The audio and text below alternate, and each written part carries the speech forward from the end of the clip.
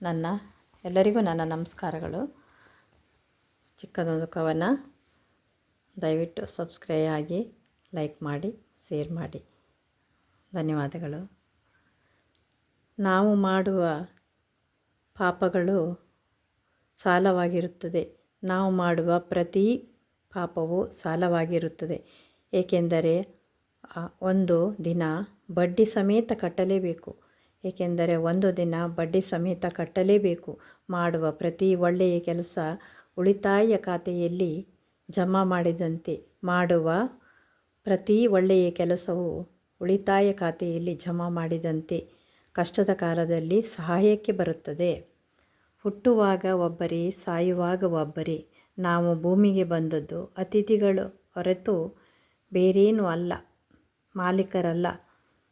ಪುಣ್ಯವನ್ನೇ ಮಾಡಿರಿ, ಪುಣ್ಯದ ಫಲ ಅದೇ ಸಿಗುತ್ತದೆ. ಪುಣ್ಯವನ್ನೇ ಮಾಡಿರಿ, ಅದೇ ಪ್ರತಿಫಲ ಸಿಗುತ್ತದೆ. ಸಂಪತ್ತು ಎಷ್ಟೇ ಇದ್ದರೂ ಸರಳತೆ ಮಾತ್ರ ಮನುಷ್ಯನಿಗೆ ಒಳ್ಳೆಯ ಗೌರವ ತಂದುಕೊಡುತ್ತದೆ.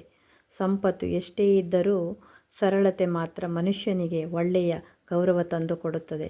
ಏಕೆಂದರೆ ಸಂಪತ್ತಿಗೆ ಬೆಲೆ ಕಟ್ಟಬಹುದು, ಆದರೆ ಸರಳತೆಗೆ ಬೆಲೆ ಕಟ್ಟಲಾಗುವುದಿಲ್ಲ. ಕರ್ಮ ಹೇಳುತ್ತದೆ, ಇಂದು